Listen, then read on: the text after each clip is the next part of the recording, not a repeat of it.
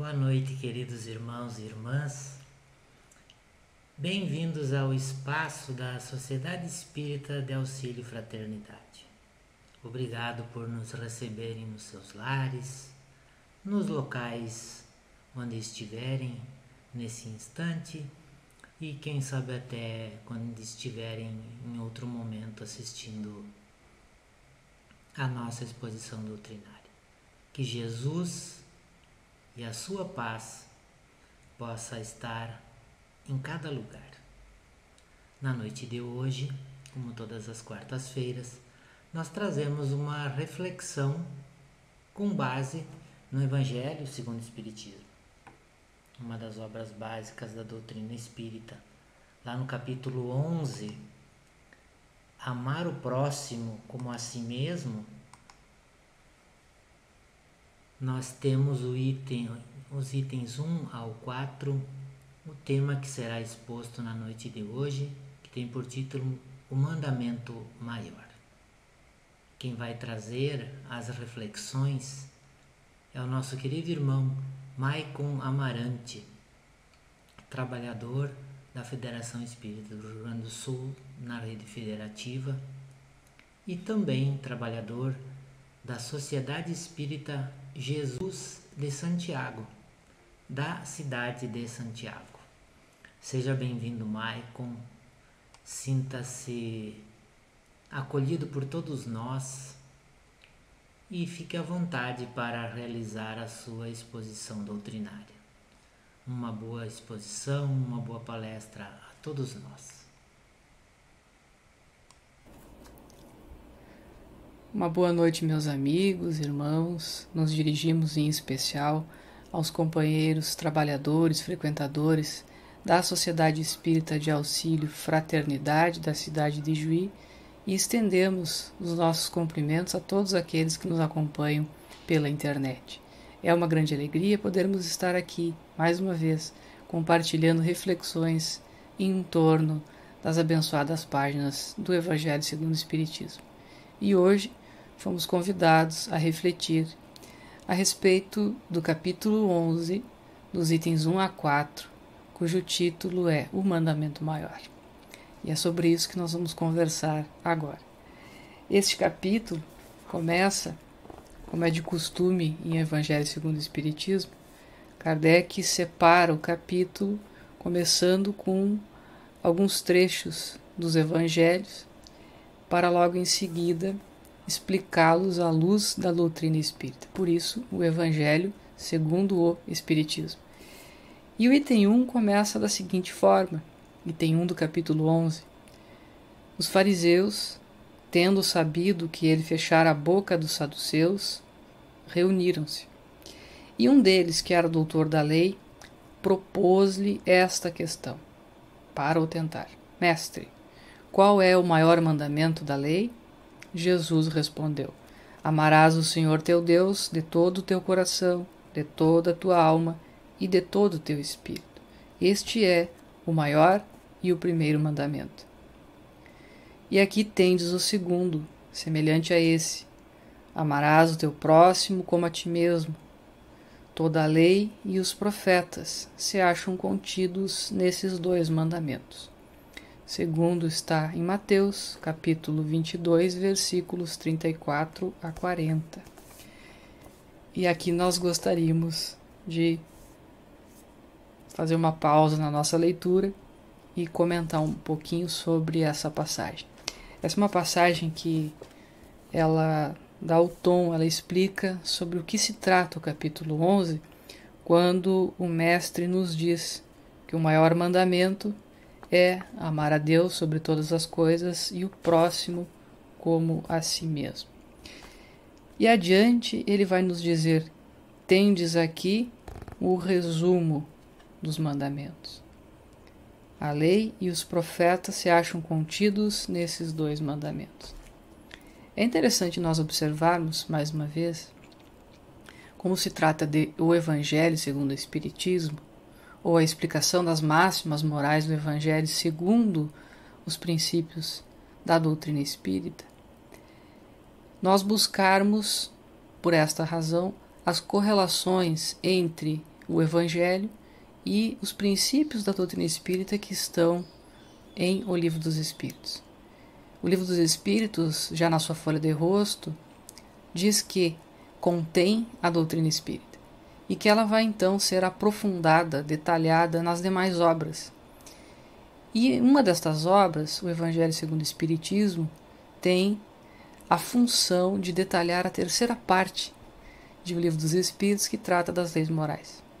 Então este livro, o Evangelho segundo o Espiritismo, ele vem desdobrar, explicar, esmiuçar aquilo que está posto na terceira parte, que trata das leis morais, em O Livro dos Espíritos.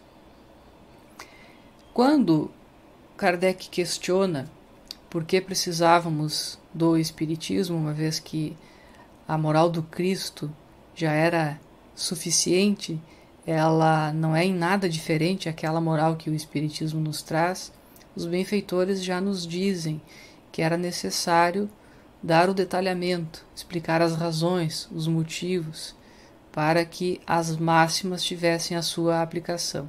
E por essa razão é que nós buscamos correlacionar as máximas com a explicação dos Espíritos, que estão em O Livro dos Espíritos, para que nós possamos entender-lhes a aplicação.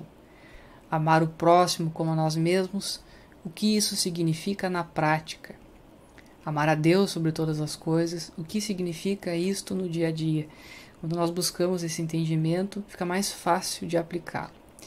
E por essa razão, então, nós nos debruçamos sobre essa última frase, essa última fala do nosso mestre, quando ele diz que toda a lei e os profetas se acham contidos nesses dois mandamentos.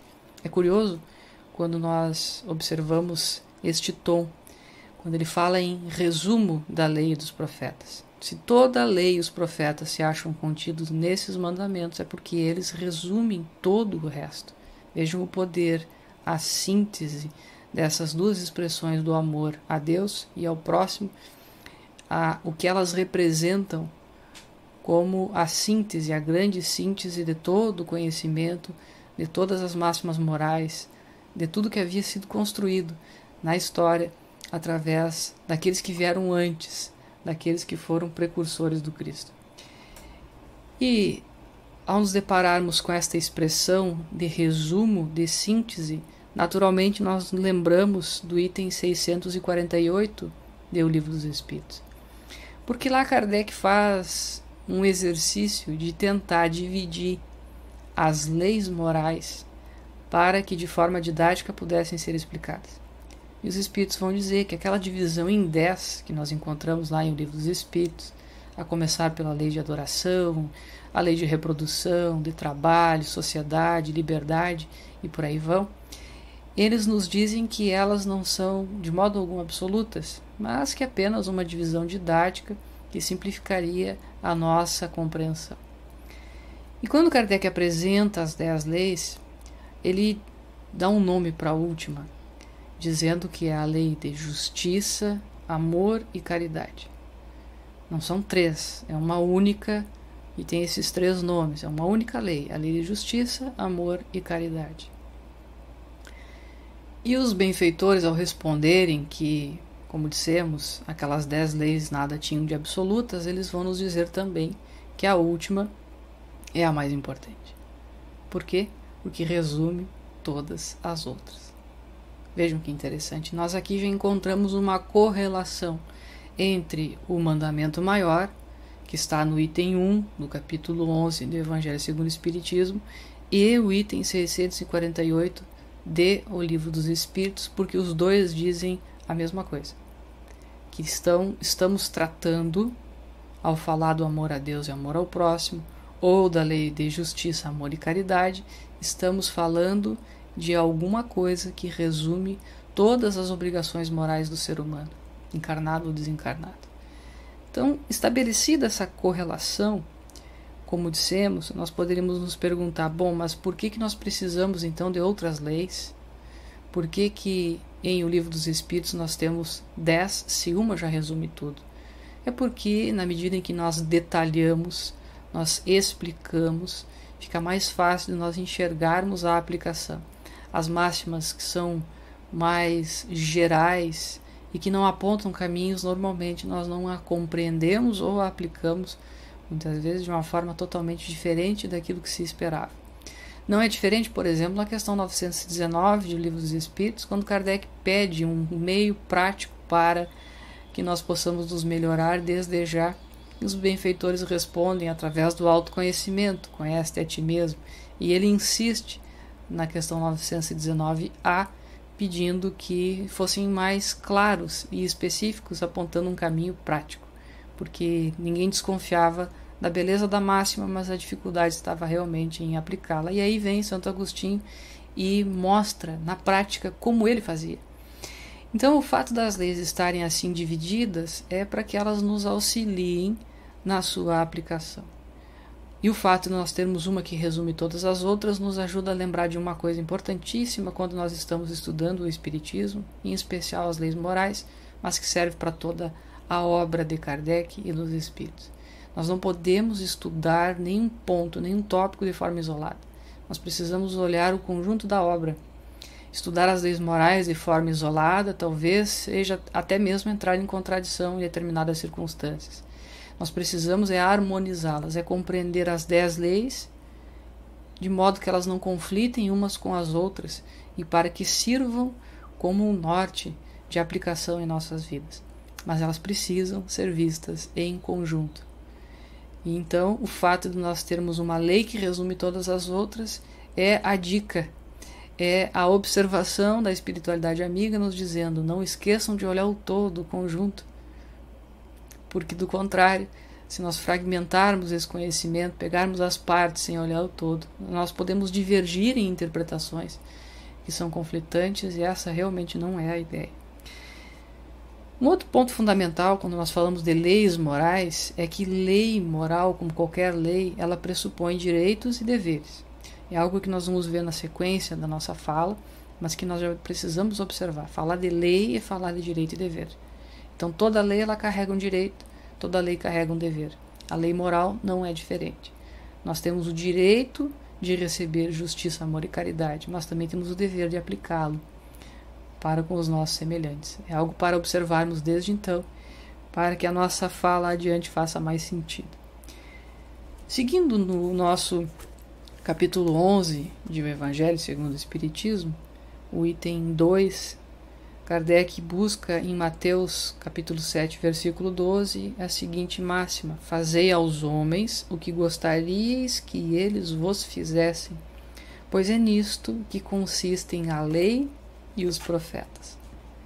E é interessante, porque mais uma vez, quando nós buscamos referências a esse item 2, em O Livro dos Espíritos, nós vamos encontrar na questão 876. A questão 876 é aquela em que Kardec pergunta no que consiste, qual é a base da lei moral. E os benfeitores amigos da justiça, qual a base da justiça segundo a lei moral? E os benfeitores amigos vão responder que é justamente o mandamento maior, é fazer ao outro o que nós gostaríamos que o outro nos fizesse. E aí nós já estabelecemos mais uma correlação entre o capítulo 11 de O Evangelho segundo o Espiritismo e a terceira parte de O Livro dos Espíritos. E essa questão 876, ela está dentro do capítulo que fala sobre a lei de justiça, amor e caridade. Vejam que beleza, veja que texto bem encadeado, vejam a lógica, a estrutura bem feita, bem organizada pelo nosso codificador, que vai apontando caminhos para que nós possamos fazer uma leitura mais ampla, mais abrangente, mais completa da sua obra. Pois bem, mas como nós precisamos de instruções claras e específicas, o Evangelho não poderia nos deixar sem este apontamento. Nós encontramos no item 3 um exemplo de aplicação dessa lei. Vamos ver na prática como é que a gente pode aplicar na prática este mandamento maior, de fazer ao outro o que nós gostaríamos que o outro nos fizesse. Porque é interessante observar, No primeiro capítulo da terceira parte de O Livro dos Espíritos, os benfeitores dizem que a lei moral é, quando aplicada na sua totalidade, ela é motivo de alegria, de felicidade, de contentamento. E quando ela é desrespeitada, é motivo de sofrimento. Ela prescreve tudo o que nós devemos fazer e o que não devemos fazer. Quando a observamos, temos um resultado. Quando não observamos, temos um outro. E esse item 3, esta parábola, que está lá em Mateus, capítulo 18, os versículos 23 a 35, nós encontramos um exemplo prático, concreto, da aplicação da lei. A parábola começa assim: o reino dos céus é comparável a um rei que quis tomar contas aos seus servidores. Tendo começado a fazê-lo, apresentaram-lhe um que lhe devia 10.000 talentos. Mas, como não tinha meios de os pagar, mandou seu senhor que o vendessem a ele, sua mulher, seus filhos e tudo que lhe pertencesse para pagamento da dívida. O servidor, lançando-se aos pés, o conjurava dizendo: Senhor, tende um pouco de paciência, e eu te pagarei tudo. Então o senhor, tocado de compaixão, deixou-o ir e lhe perdoou a dívida. Esse servidor, porém, ao sair, encontrou um de seus companheiros, que ele devia 100 dinheiros, e segurou-o pela goela e, quase estrangulando, dizia: Paga-me o que me deves. O companheiro, lançando-se aos seus pés, o conjurava, dizendo: Tenha um pouco de paciência, e eu te pagarei tudo. Mas o outro não quis escutá-lo. Foi-se e o mandou prender, para tê-lo preso até pagar o que lhe devia. Os outros servidores, seus companheiros, vendo o que se passava, foram extremamente aflitos e informaram o Senhor do que acontecera. Então o Senhor, tendo mandado vir à sua presença aquele servidor, lhe disse: Mau servo, eu te havia perdoado tudo o que me devias, porque me pediste. Não estavas desde então no dever de também ter piedade do teu companheiro, como eu tive de ti? E o Senhor, tomado de cólera, o entregou aos verdugos, para que o retivessem até que ele pagasse tudo o que devia. É assim que meu Pai, que está no céu, vos tratará, se não perdoardes do fundo do coração as faltas dos vossos irmãos houverem cometido contra cada um de vós. Pois bem, aqui está um exemplo, uma parábola, que é também um exemplo da aplicação da lei. A parábola dos credores e devedores, ela nos lembra as razões, os motivos e as consequências da aplicação ou da não aplicação da lei, do mandamento. Quando nós queremos para nós o que queremos para o outro, ou queremos para o outro o que queremos para nós. Quando observamos este mandamento, temos uma consequência. O que teria acontecido com o servo se, após ter a sua dívida perdoada, encontrado com aquele que lhe devia e também tivesse lhe perdoado a dívida? Ele estaria livre. No entanto, ele queria uma coisa para si, o perdão da dívida, mas ele não queria a mesma coisa para o outro. Tanto que aplica a lei a seu favor numa circunstância e pede clemência na outra. E o que acontece com ele no momento em que ele pede ou ele exige que o seu devedor pagasse-lhe? Ele tem a sua dívida mais uma vez cobrada e perde com isso a sua liberdade, enfim, perde tudo aquilo que havia conquistado um momento antes. Quando nós aplicamos o mandamento, nós temos a certeza da consciência tranquila. Quando não o aplicamos, temos a certeza dos tormentos que vamos colher ali adiante. A lei, ela funciona dessa forma. Nós não precisamos ou não devemos enxergar como uma aplicação arbitrária, em que alguém estará nos julgando. seja Deus ou qualquer entidade que nós possamos imaginar. É a nossa própria consciência que nos cobra a seu tempo. Eu posso cometer o crime hoje e viver até com uma certa tranquilidade, mas isso se dá por um tempo, até que venha o arrependimento e com ele o sofrimento, até que nós possamos reparar a falta.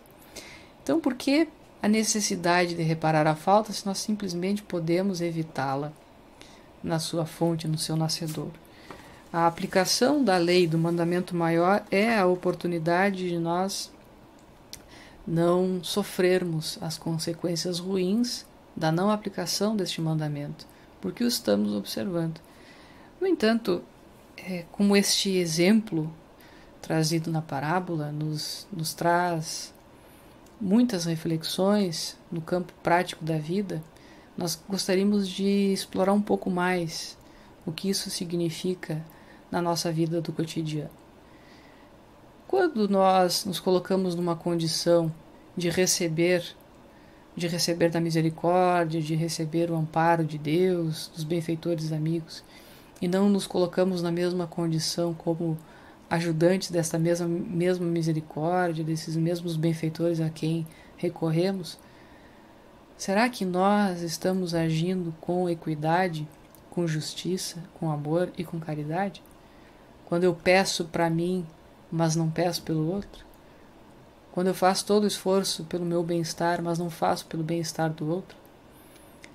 Eu posso até imaginar que cada um segundo as suas obras significa dizer que cada um conforme as suas condições, conforme os seus próprios recursos e cada um por si. Quando isso não é verdade. Cada um segundo suas obras significa dizer que nós recebemos segundo o esforço que fazemos. Não significa dizer que precisamos fazer esforços somente por nós mesmos. Pelo contrário, todo esforço útil que fazemos pelo outro é recompensado pela consciência tranquila, pela paz de espírito que nós naturalmente vamos sentir por estarmos aplicando a lei. Mas vamos adiante. Este mandamento e o exemplo que ele nos trouxe nos faz pensar nos nossos dias, no nosso convívio social, em família, e nos perguntarmos se existiria, talvez, alguma condição, alguma restrição para a aplicação dessa lei. Será que nós aplicamos este mandamento sempre? Aplicamos só em algumas circunstâncias? Que circunstâncias seriam essas? Então nós separamos aqui algumas circunstâncias. Isso nos lembra aquela parábola do bom samaritano, que está lá em Lucas, capítulo 10, versículos 25 a 37, quando o doutor da lei pergunta ao mestre: quem é o meu próximo? É algo semelhante a isso. Quem é o outro, quem é o próximo deste mandamento maior, para o qual eu devo desejar aquilo que eu desejo para mim? Quem será ele? Em que circunstâncias eu devo aplicar esse mandamento? Vamos ver. Então, nós podemos perguntar: devo desejar o bem ao outro apenas quando a situação dele é pior do que a minha? Vejam só. Eu me preocupo com o outro só quando a situação dele é pior do que a minha?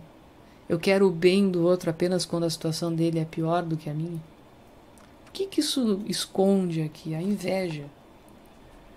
É quando nós nos compadecemos por aqueles que sofrem, porque isso, de certo modo, nos lembra que a nossa condição é boa, que a nossa vida é tranquila. Então, ver alguém em sofrimento pode ser motivo de uma certa paz de espírito, entre aspas, porque nós nos sentimos menos infelizes, porque estamos vendo que existe um outro que sofre muito mais do que nós. Então, ajudá-lo nessa circunstância é necessário, é útil, é bom.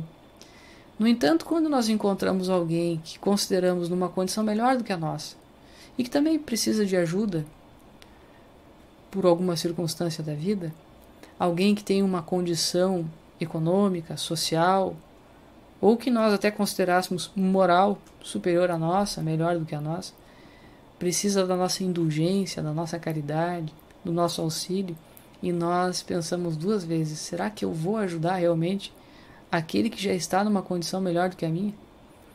Porque isso lembra que eu ainda preciso melhorar muito. E como nós evitamos, muitas vezes, essa zona de conflito entre aquilo que nós somos e o que gostaríamos de ser, podemos rechaçar a ajuda ou auxílio do semelhante por considerá-lo melhor do que nós ou numa condição melhor do que a nossa. É realmente de uma pequenez muito grande. Esse tipo de pensamento, ele esconde ou ele traz consigo um vício moral que é a inveja, como dissemos. E o mandamento maior, quando nos lembra que é preciso querer ao outro o que queremos para nós, não faz condições alguma. Nós precisamos querer o bem de todos. Ah, mas inclusive dos políticos que estão lá em Brasília? Sim, por que não?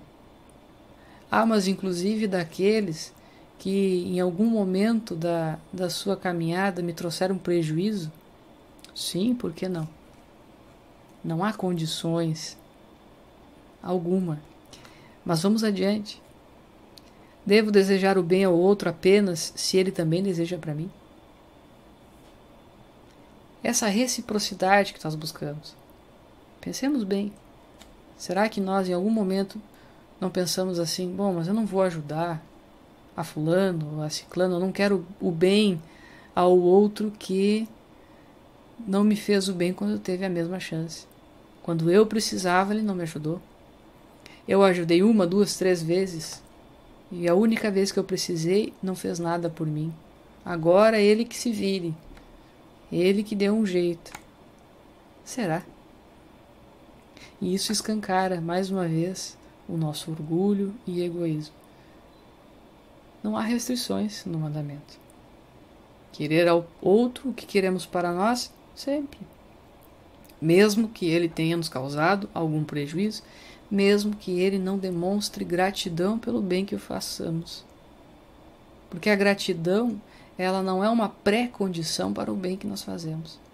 A gratidão alheia. Nós não podemos esperar que o outro compreenda, que o outro retribua. Porque aqui nós já entramos numa seara que nos tira todo o mérito da ação. Uma ação, para ser meritória, ela precisa ser desinteressada. A virtude, toda virtude é desinteressada. Quando nós fazemos por interesse, não temos o benefício da virtude, porque não o fazemos de forma virtuosa. Quando eu faço bem por interesse, eu já estou esperando a retribuição, eu já estou esperando a compensação. Então, que bem há nisso? O que eu ganho com isso? Todo o ganho fica aqui no terra a terra, quando eu faço e recebo. Eu tomo lá da cá. E, naturalmente, que isso desrespeita a ética, desrespeita o ensinamento moral que nos ensina a fazer o bem em qualquer circunstância. Devo desejar o bem ao outro apenas quando ele concorda comigo? Será que eu tenho que fazer o bem, ou desejar o bem, ser indulgente, benevolente e perdoar somente os que concordam comigo? A gente pode dizer assim, mas isso é tão óbvio. Não precisa perguntar, a gente já entendeu. Será?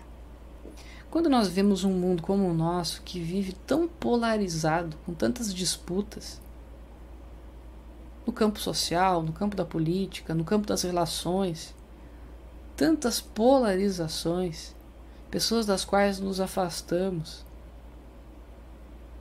Ah, eu quero o bem do fulano, mas eu não suporto conviver com ele. Será que eu quero mesmo o bem do outro? Em qualquer circunstância? Ah, mas ele tem ideias muito diferentes, esdrúxulas, com as quais eu não concordo, tudo bem. Nós não precisamos concordar em tudo. Quantas ideias esdrúxulas eu tenho e que o outro muitas vezes acaba suportando por caridade. Então vamos pensar nesse mandamento maior nas nossas relações. Será que nós estamos excluindo do convívio? Não estamos desejando todo o bem que poderíamos? De companheiros nossos que convivem conosco, que participam dos mesmos ambientes sociais, enfim, nas redes sociais. Será que nós estamos aplicando o mandamento maior? Porque quando colocamos condicionantes, porque o outro não faz, porque o outro não quer, porque o outro não respeita os valores que eu respeito, tudo bem, é justo. Não concordamos, está registrado, mas o mandamento diz querer para o outro o que quer para si. E se eu quero para mim respeito, eu preciso respeitar o outro. Esses são alguns apontamentos, meus amigos, algumas breves reflexões, apenas para nos lembrar que não existem condições, divisões ou grupos aonde nós aplicamos este mandamento maior. Ele se aplica sempre em qualquer circunstância da vida. E se ele resume todos os mandamentos, a lei e os profetas, as leis morais, nossa, é um roteiro seguro para que nos tornemos criaturas melhores desde já. O que precisamos é nos perguntar, diante das decisões que estamos tomando, diante das circunstâncias da vida, é se estamos querendo para o outro o que queremos para nós. Se estamos fazendo todo bem a nosso alcance.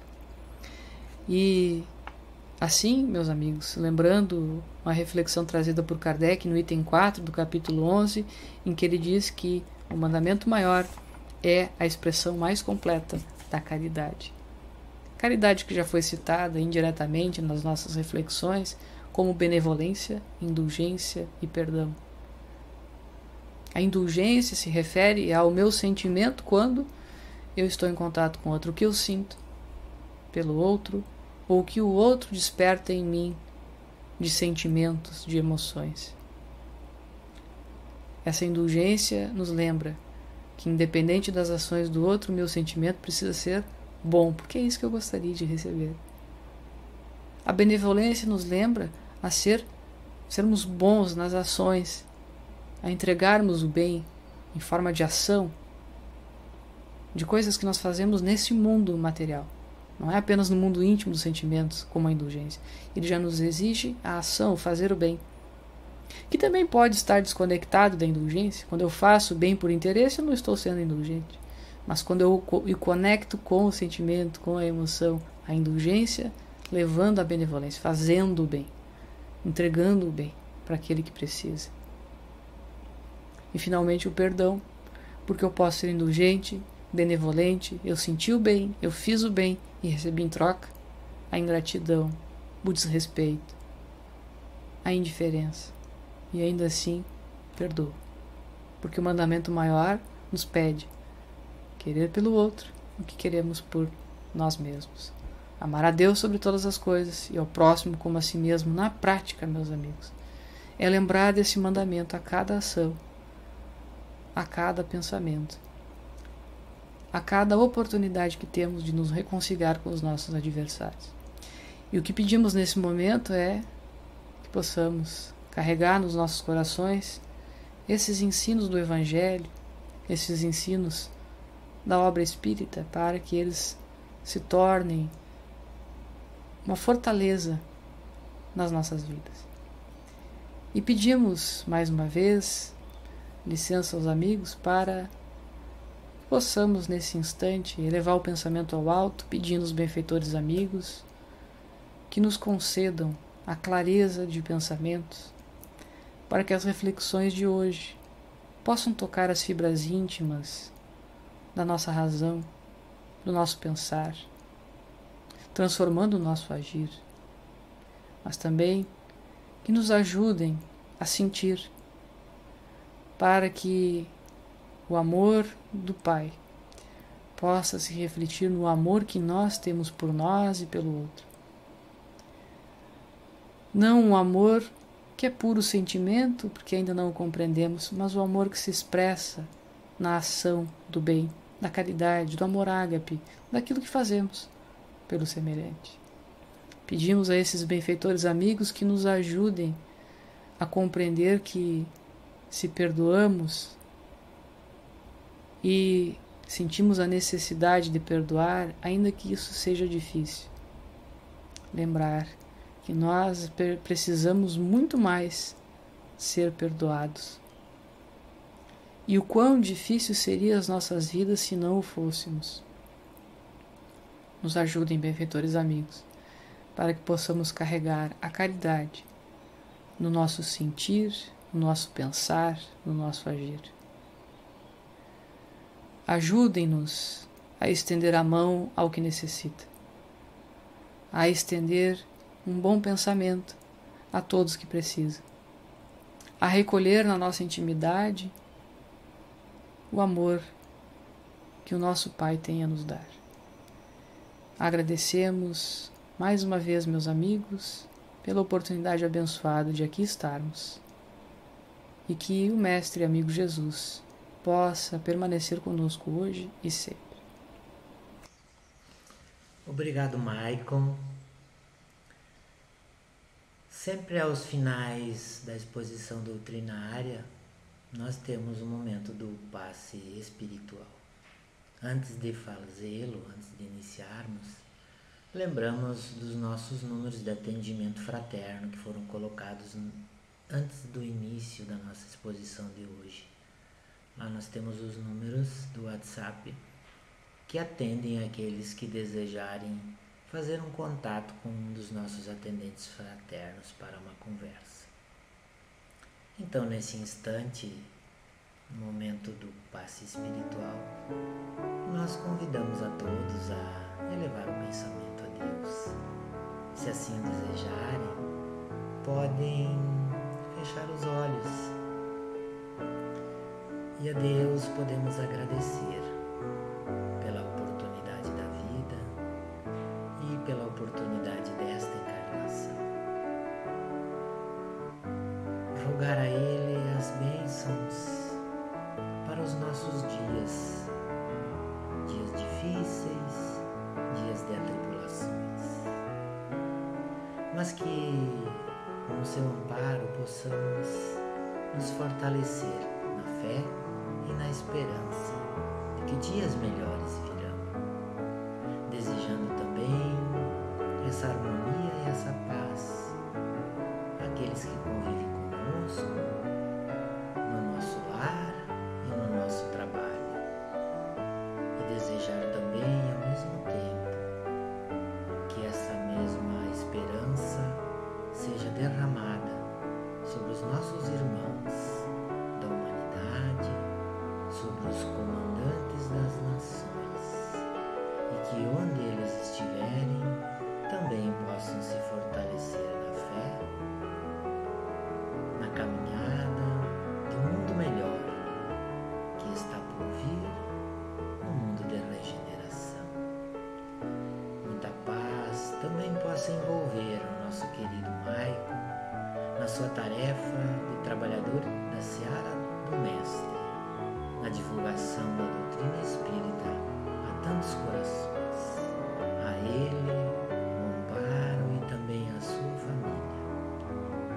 Que essa paz então possa envolver a todos nós, que Deus nos abençoe e tenhamos uma boa semana de trabalho, de labuta, de conduta com o Mestre Jesus em nossos corações. Que assim seja. Muito obrigado a todos pela atenção, por estarem conosco e uma boa semana.